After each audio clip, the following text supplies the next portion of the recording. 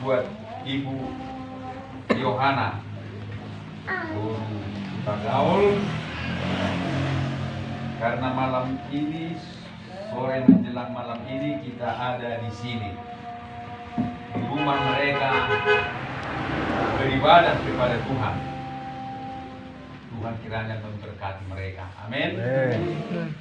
Karena itu kita manfaatkan waktu yang ada ini untuk diisi oleh firman Tuhan. Haleluya. Karena firman Tuhan inilah yang diberikan Allah kepada manusia, supaya manusia nanti bersama-sama dengan Tuhan di akhir hidupnya. Karena kalau kita melihat dan membaca di Alkitab, ketika Lazarus orang miskin itu mati dan orang kaya raya itu mati, si orang kaya itu ingin menyelamatkan saudara-saudaranya yang masih hidup, supaya saudara-saudaranya yang masih hidup itu nanti kalau sudah mati tidak akan ikut bersama dengan dia di alam bawah. Maka dia meminta kepada Abraham supaya menyuruh Lazarus hidup kembali dan pergi bersaksi ke rumah ayahnya. Karena dia masih memiliki 5 orang lagi saudara. Supaya diingatkan mereka. Tetapi apa kata Abraham kepada si orang kaya itu? Cukuplah mereka membaca, menyelidiki kitab Musa dan para nabi. Itulah firman Allah, perjanjian lama. Amin. Itu saja. Itu saja. Jadi firman Allah lah yang diberikan Tuhan petunjuk untuk kita boleh sukses di dunia dan sukses masuk surga. Karena itu mari kita baca firman Tuhan dalam Yosua pasal 1 ayat 2 sampai ayat yang ke-11. Yosua pasal 1. Kita baca bergantian, saya terlebih dahulu. Atau mulai dari ayat 1 saja biar jelas. Sesudah Musa hamba Tuhan itu mati, berfirmanlah Tuhan kepada Yosua bin Nun abdi Musa itu demikian. Hamba Musa telah mati, sebab itu bersedia sekarang seberang sungai Yordan ini, engkau dan seluruh bangsa ini menuju negeri yang akan kuberikan kepada mereka, kepada orang Israel itu.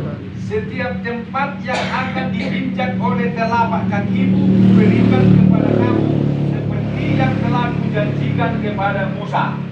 Daripada gunung dan gunung di barat, yang sebelah sana itu sampai besar dan Efrat, seluruh tanah orang Het sampai ke laut besar di sebelah matahari terbenam, semuanya itu akan menjadi daerah. Seorang pun tidak akan dapat bertahan menghadapi engkau seumur hidupmu. Seperti aku menyertai Musa, demikianlah aku akan menyertai engkau. Aku tidak akan membiarkan engkau dan tidak akan meninggalkan engkau. Kuatkan dan teguhkanlah hatimu, sebab engkaulah yang akan memimpin bangsa ini memiliki negeri yang kujanjikan dengan bersumpah kepada nenek moyang mereka untuk diberikan kepada mereka. Hanya kuatkan dan teguhkanlah hatimu dengan sungguh-sungguh. Bertindaklah hati-hati sesuai dengan seluruh hukum yang telah diperintahkan kepadamu oleh hamba Musa. Janganlah menyimpang ke kanan atau ke kiri, supaya engkau beruntung kemanapun engkau pergi. Janganlah engkau lupa memperkatakan kitab Taurat ini, tetapi renungkanlah itu siang dan malam, supaya engkau bertindak hati-hati sesuai dengan segala yang tertulis di dalamnya. Sebab dengan demikian perjalananmu akan berhasil dan engkau akan beruntung. Bukankah telah kuperintahkan kepadamu, kuatkan dan teguhkanlah hatimu, janganlah kecut dan tawar hati. Sebab Tuhan Allahmu menyertai engkau kemanapun engkau pergi. Lalu Yosua memberi perintah kepada penyatur-penyatur pasukan bangsa itu, katanya, Sama-sama kita. jalanilah seluruh perkembangan dan perintahkanlah kepada bangsa itu demikian. Sediakanlah bekalmu, sebab dalam 3 hari kamu akan menyeberangi seluruh Yordan ini untuk pergi menduduki negeri yang akan diberikan Tuhan Allahmu kepadamu untuk diduduki. Amin. Janji Tuhan kepada Joshua sangat luar biasa besarnya. Sangat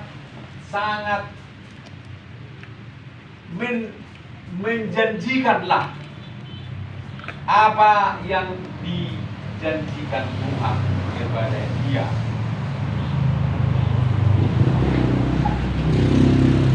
Besar sekali.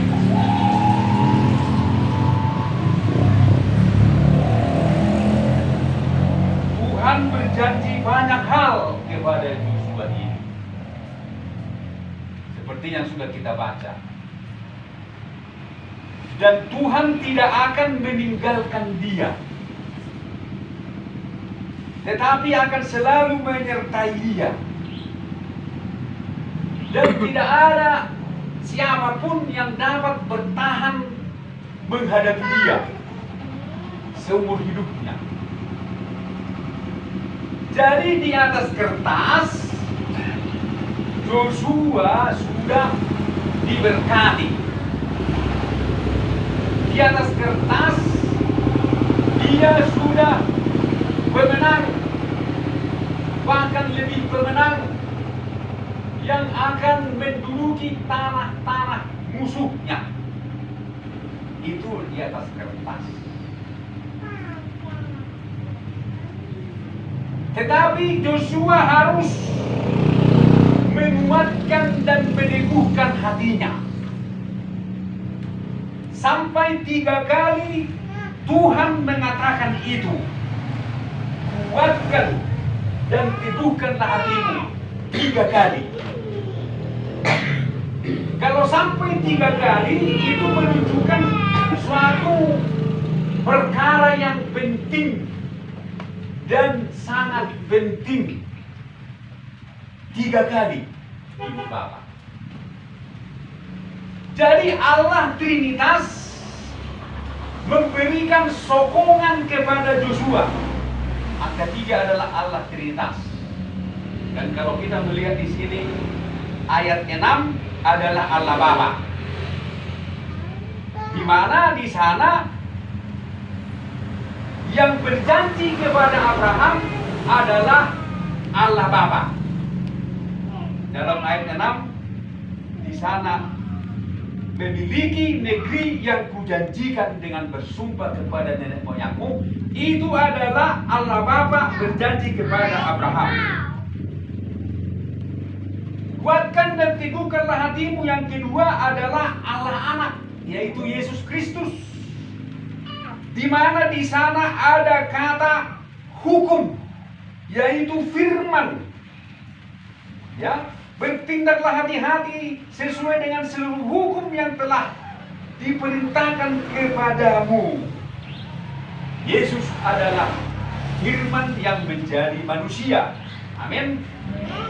Dan ayat yang 8 juga di sana berbicara tentang firman, yaitu Taurat Tuhan.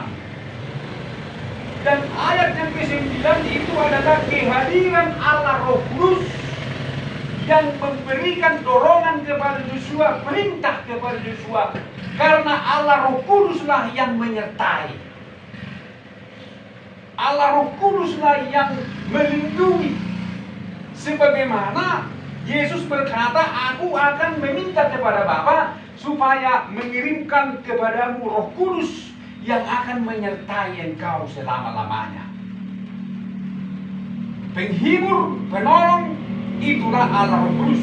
Jadi sangat penting pesan ini kepada Yosua sebagai orang yang dipilih dan yang ditetapkan mewarisi tanah perjanjian untuk menguatkan dan meneguhkan hatinya. Jadi bukan melulu Tuhan yang menguatkan kita, Ibu Bapak, tetapi kita sendiri pun harus juga ada usaha, ada tekad untuk kuat dan teguh. Bapak Ibu saudaraku sekalian, di atas kertas kita sudah selamat. Di atas kertas kita sudah orang yang diberkati, di mana lewat kebangkitan Yesus Kristus dari antara orang mati, kita telah dilahirkan kembali, diproduksi kembali untuk menerima suatu pengharapan yang tidak dapat binasa, yang tidak dapat layu, yang tidak dapat cemar, yang tersimpan di sorga bagi kita. Itu di atas kertas. Tetapi kegenapan daripada firman itu sedang dalam proses. Amin, Ibu Bapak. Sampai pada akhirnya nanti kita menerima semua itu setelah kedatangan Tuhan Yesus Kristus. Jadi selama kita di dalam proses menerima janji-janji Tuhan itu, kita harus teguh dan kuat. Haleluya. Kita harus teguh dan kuat. Kita harus mantap. Karena kita akan menghadapi pertarungan yang besar. Seperti Yosua akan menghadapi pertarungan yang hebat. Dia akan menghadapi orang-orang raksasa, orang-orang Het, orang Feris, orang Girgazi, orang Amalek, orang Anom, orang Moab, orang Yebus. Ada menunggu mereka di tanah Kanaan. Tetapi Yosua harus menaklukkan semuanya itu. Maka Yosua harus memiliki hati yang teguh dan kuat. Jangan duluan takut. Kalau hati sudah mulai lemah, maka apapun yang dicita-citakan tidak akan gairah lagi mencapainya. Kalau hati sudah terluka atau sudah patah, maka selesailah sudah perjalanan ini. Oleh karena itu hati kita harus kita jaga, harus kita pupuk. Apapun yang sedang menghalangi, kita harus kuat dan teguhkan hati kita. Amin, Ibu Bapak. Dan supaya kita kuat, supaya hati kita teguh dan kuat, kita harus mendengarkan firman Tuhan. 2 Petrus 1 ayat 19. 2 Petrus 1 ayat 19 berkata seperti ini.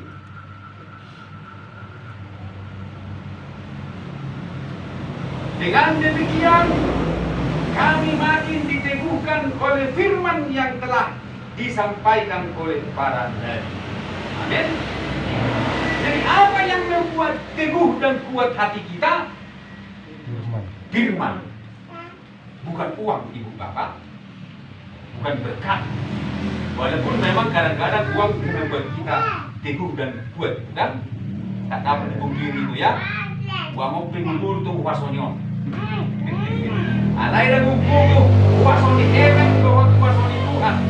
Kuasoni heaven terbatas. Alai kuasoni Tuhan, dunia dan akhirat. Amin. Nah di sini dikatakan kami makin diteguhkan oleh firman. Karena itu kita harus rindu mendengar firman yang telah disampaikan oleh para nabi. Ini perkataan Petrus. Sebelum Petrus jadi rasul, sudah ada nabi-nabi sebelum dia. Nabi Musa, Nabi Elia, Nabi Elisa, Nabi Yesaya, Nabi Jeremia, Nabi Hosea, Yoel, Amos, dan lain-lain sebagainya sudah ada, dan mereka punya kitab-kitab, dan tulisan-tulisan itulah yang membuat Petrus teguh. Maka Petrus pun berkata kepada kita di hari-hari ini, karena kita diteguhkan oleh firman, maka apa tugas kita? Maka alangkah baiknya kalau kamu, yaitu saudara dan saya, memperhatikan firman itu, sama seperti memperhatikan pelita yang bercahaya di tempat yang gelap, sampai pada menyingsing dan bintang timur terbit bersinar di dalam hati. Jadi, karena firman itu yang membuat hati kita kuat dan teguh di dunia ini, maka kita harus memperhatikan firman seperti memperhatikan pelita yang bercahaya di tengah-tengah kegelapan.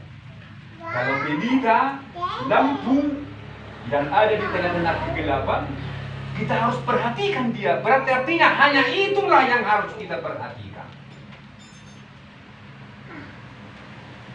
Seperti memperhatikan pelita. Kita jaga jangan sampai pelita itu padam. Sempat pelita itu padam, maka gelap semua. Maka kita harus memperhatikan pelita itu. Kita harus jaga, kita harus rawat pelita itu. Jangan sampai putus minakna. Amin, Ibu Bapak. Jangan sampai mosok subuh. So, pusat korongi kan. Jangan sampai habis minyaknya. Perhatikan dia, perhatikan itu pelita. Itulah firman yang harus kita perhatikan. Maka hati kita pun akan ditolong oleh firman. Dan perintah Tuhan kepada Yosua lagi yang penting juga di sini adalah jangan kita menyimpang. Jangan kita menyimpang dari jalan Tuhan. Selama kita berjalan mengikut Dia, jangan pernah kita menyimpang. Walaupun kita dipaksa untuk menyimpang, karena iblis memaksa kita menyimpang. Ketika kita berjalan menuju tanah Kanaan Samawi, di tengah jalan kan banyak hambatan. Di tengah jalan kan banyak masalah yang merintangi kita. Banyak pula musuh yang menghadang. Ada di sana arus Sungai Yordan yang begitu kencang, arus Sungai Yordan yang begitu dalam, yang sulit untuk dilalui. Di sana ada tembok Jeriko yang begitu tinggi dan kuat. Tetapi jangan kita menyimpang. Dalam hidup ini ada masalah yang kita hadapi, Ibu Bapak, yang menghambat perjalanan iman kita. Jangan kita menyimpang. Jangan kita mencari jalan pintas. Tetapi kita harus terus setia berjalan di jalannya Tuhan. Amin. Di jalan yang ditetapkan oleh Tuhan. Harus ikut terus. Dan kalau kita baca selanjutnya kisah ini, bangsa Israel itu harus berjalan di depan tabut perjanjian dipikul. Umat Israel harus ada di belakang mengikuti tabut perjanjian itu. Jarak antara mereka dengan tabut itu 2000 hasta. 2000 hasta, Ibu Bapak. Tabut itu di depan 2000 hasta. Mereka harus mengikuti gerak tabut itu untuk bisa menyeberangi Sungai Yordan dan masuk ke tanah Kanaan. Tidak boleh menyimpang. Jadi kalau kita menghadapi jalan buntu di dalam hidup ini, mungkin menghadapi sakit penyakit, mungkin menghadapi persoalan yang berat, mungkin menghadapi kesulitan ekonomi, mungkin menghadapi fitnahan ataupun bulian dari orang lain, jangan kita menyimpang. Apalagi mundur. Amin, Ibu Bapak. Menyimpang saja nggak boleh, apalagi mundur. Tetapi kita harus terus maju. Maju. Kalau menyimpang, itulah maunya iblis. Iblis katakan, mau doi, anom mau, odu dalam balik atau kita simbolis kan? Jadi simbolis menawarkan yang instan. Sama seperti dia menawarkan kepada Yesus yang instan. Dibawanya Yesus ke bukit yang tinggi. Lalu iblis menunjukkan kepada Yesus dunia dengan kerajaan dunia dan kemegahannya. Dan iblis berkata, semua ini akan kuberikan kepadamu kalau engkau mau menyembah aku. Jadi artinya iblis menggoda Yesus supaya Yesus menerima segala kemuliaan itu sebelum waktunya. Sebelum waktunya. Tetapi Yesus tidak mau. Karena Yesus sudah ditetapkan menerima segala yang ada. Itu sudah janji Tuhan kepada Yesus.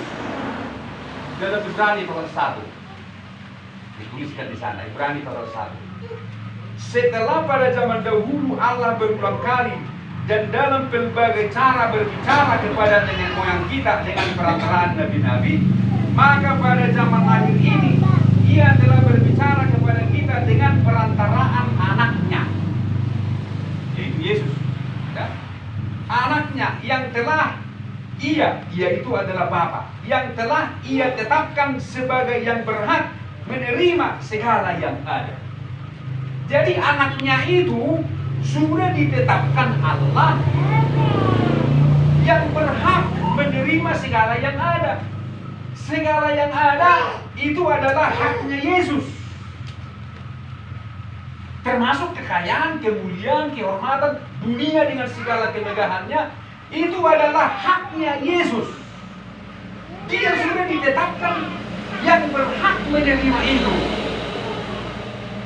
Sama seperti kita juga, kita sudah ditetapkan untuk menerima berkat-berkat yang ada di bumi dan berkat-berkat yang masih tersimpan di surga.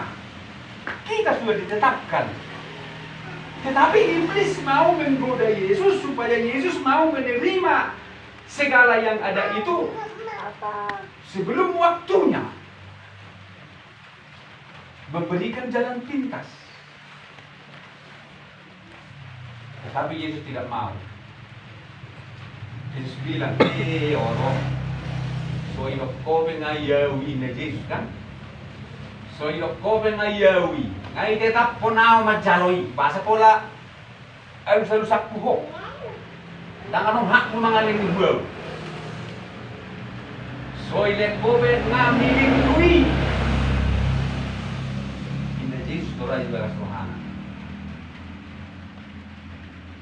Ina Yesus, adong lebih tugas na lebih penting si karejono sebelum hujalo sulinai, ekonomi lu harga na harus dibayar, ima ikomati luau dihau biusi. Ikut jono hubatulo ketaatanku hubapa, baru ke hujalo akka isa nubutna. Jadi ikomati do piau dihau biusi lang. Baru ke hujalo sudah akan alui. Yesus ditetapkan sebagai yang berhak menerima segala yang ada. Tetapi Yesus harus bayar harga. Dia harus taat mati di atas kayu salib. Amin Ibu Bapak?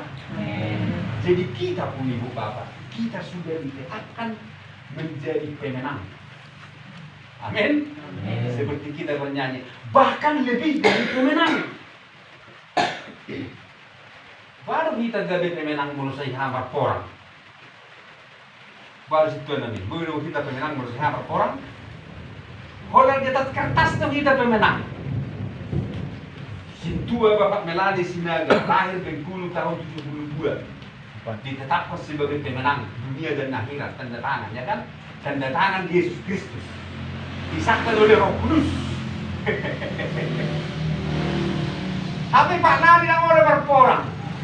Ada harga yang harus dibayar oleh seorang pemenang, di mana dia harus ikut bertempur, dan dalam pertempuran dia harus taat mengikuti aturan-aturan pertempuran. Yesus pun harus membayar harga. Dia harus mati di atas kayu salib.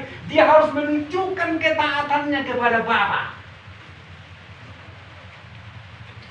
Dia harus menunjukkan ketaatannya kepada Bapa. Barulah dia menerima segala yang ada. Bahkan kepadanya dikaruniakan nama di atas segala nama. Dalam Filipi 2 ayat 8-9. Dalam keadaannya sebagai manusia, ia taat sampai mati. Bahkan sampai mati di atas kayu salib. Itulah sebabnya Allah mengaruniakan kepadanya nama di atas segala nama, supaya di dalam namanya setiap lutut bertelut. Semua yang ada di bumi dan yang ada di sorga bertelut, dan semua dia mengaku bahwa Yesus adalah Tuhan. Tetapi ayat 8 berkata, ayat 8, dalam keadaan sebagai manusia dia taat. Jangan menjauh sore. Naik bumi, kau kata pengau berdua. Dan dalam keadaan sebagai manusia ia telah merendahkan dirinya dan taat sampai mati, bahkan sampai mati di kayu salib. Ayat 9, itulah sebabnya Allah sangat meninggikan dia. Amin. Iya, betul. Itulah sebabnya. Itu apa? Itu karena dia taat. Walaupun dia anak Allah, dia taat. Dia taatnya itu dalam keadaan sebagai manusia biasa. Dia disalibkan dalam keadaan sebagai manusia, bukan sebagai Allah, sebagai manusia. Dia tunjukkan ketaatannya, dia rela menderita. Itulah sebabnya Allah sangat meninggikan dia, dan haknya pun dia terima pada waktunya. Tetapi harus melewati salib. Kalau iblis maunya instan, tapi Allah dia tidak mau instan. Karena itu menjadi orang Kristen ini gampang-gampang susah. Ibu bapak saudara sekalian, kalau Yesus harus taat sebagai manusia, maka saudara dan saya pun harus taat. Ketaatan kita kepada firman Tuhan akan membuat kita teguh dan kuat di dalam Tuhan. Amin, ibu bapak. Jadi kuatkan dan teguhkanlah hatimu, saudara. Jangan menyimpang ke kanan atau ke kiri ketika ada rintangan, supaya engkau beruntung kemanapun engkau pergi. Jangan menyimpang. Dan perintah Tuhan yang selanjutnya ayat 8, jangan lupa firman Tuhan. Jangan engkau lupa memperkatakan kitab Taurat ini.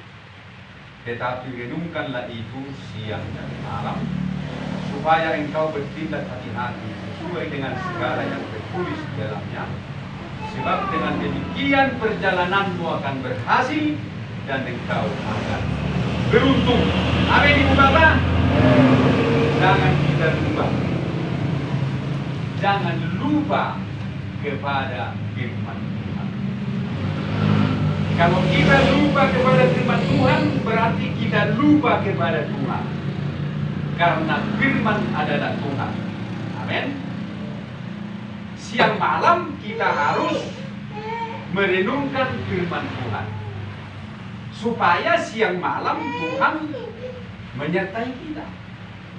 Bukankah Tuhan tadi berkata kepada Yosua bahwa aku tidak akan meninggalkan engkau? Siang malam berarti siang malam Tuhan Allah akan bersama dengan Yosua. Tetapi Yosua harus siang malam pula. merenungkan firman Tuhan. Karena itu siang malam kita harus membaca firman Tuhan. Pagi-pagi baca firman Tuhan, malam-malam juga baca firman Tuhan. Itulah siang dan malam. Maka siang malam pun Tuhan akan mengingat kita, menjaga kita. Jadi kalau Tuhan berjanji menyertai kita siang malam, tetapi kita tidak ingat Tuhan siang dan malam, adilkah begitu? Adilkah begitu? Tidak adil, bukan? Makanya Tuhan berkata kepada Yosua ini, jangan lupa betapa capeknya si Yosua ini. Tiap hari harus memperkatakan kitab Taurat. Entah apapun yang diperkatakannya, pokoknya diperkatakan dialah tiap hari itu Taurat. Karena waktu itu firman Tuhan hanya Taurat dan Perjanjian Lama. Yang paling terkenal adalah Taurat.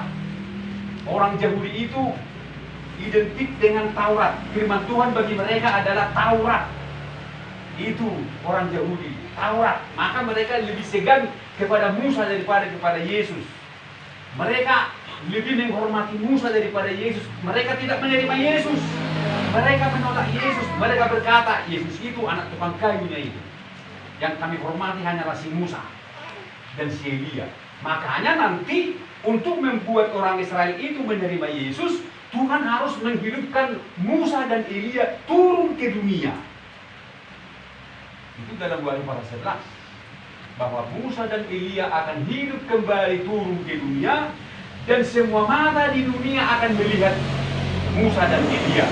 Di dunia ini bersaksi mereka, memberitakan Yesus, supaya orang Israel mau menerima Yesus. Karena orang Israel ini jugul sekali, mereka takkan percaya kepada siapapun, mereka hanya mempercayai Musa.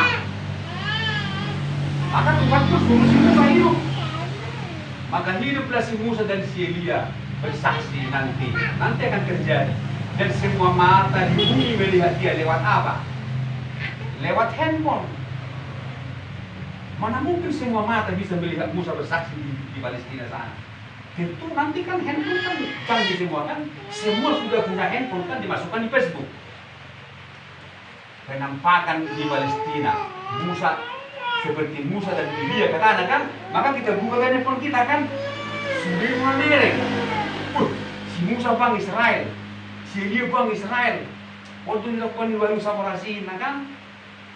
Jadi itu artinya, makanya dikatakan semua mata melihat Musa, menonton mereka. Ketika mereka bersaksi, Musa dan Elia pun dibunuh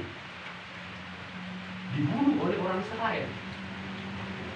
Karena mereka tidak percaya kepada Yesus. Karena mereka berdua memberitakan Yesus, lalu mereka dibunuh si Musa Elia. Tetapi dalam keadaan terbunuh dan tergeletak di pinggir jalan, orang lalu lalang menonton mayat itu, mereka hidup kembali. Nah disitulah baru orang mulai percaya. Itu kan terjadi nanti akhir zaman, ketika dunia sudah kacau, ketika semua orang sulit untuk menerima Yesus, amat terlebih Israel. Karena Israel tidak mau percaya Yesus, mereka hanya percaya Musa. Maka ketika Musa diutus, barulah mereka mengaku bahwa Yesus adalah Mesias, bukan hanya anak tukang kayu. Lalu mereka pun menerima Yesus, lalu tertutuplah keselamatan bagi bangsa-bangsa lain. Semua bangsa sudah dikunci, tidak bisa lagi masuk ke surga. Karena anakku yang sulung, yaitu orang Israel, sudah menerima Yesus sebagai Tuhannya. Selesailah semua. Maka hari ini selagi masih ada kesempatan, kita sambut Yesus di dalam hidup kita menjadi Raja di atas segala raja. Amin, Ibu Bapak. Jadi beruntung kita. Jadi sangat baik Tuhan itu. Paulus jelas mengatakan, untuk membuat kamu cemburu, kata Paulus kepada orang Israel, untuk membuat kamu semua cemburu dan supaya kamu menerima Yesus, maka Tuhan mengutus aku kepada bangsa-bangsa lain, supaya bangsa-bangsa lain menerima Yesus. Tetapi kamu tidak. Sampai kamu menerima Yesus, sampai kamu cemburu. Baru sesudah kamu cemburu mau menerima Yesus, tertutuplah kesempatan bagi bangsa ini. Jadi begitu berharganya orang Israel itu bagi Allah. Dibuat mereka cemburu dengan memberikan keselamatan kepada kita di luar orang Israel. Karena itu ibu bapak, janji Tuhan bagi kita sangat agung, sangat mulia, sangat besar. Untuk memperoleh semuanya itu, kita harus menguatkan dan meneguhkan hati kita ketika rintangan merintangi kita. Kita harus kuat dan teguh karena ada yang lebih mulia, yang lebih besar di depan sana menunggu saudara dan saya. Amin ibu bapak. Mari kita menyanyi. Kuatkanlah hatimu, hadapi semua persoalan. Tuhan Yesus selalu setia. Tuhan pasti sanggup. Itu dulu.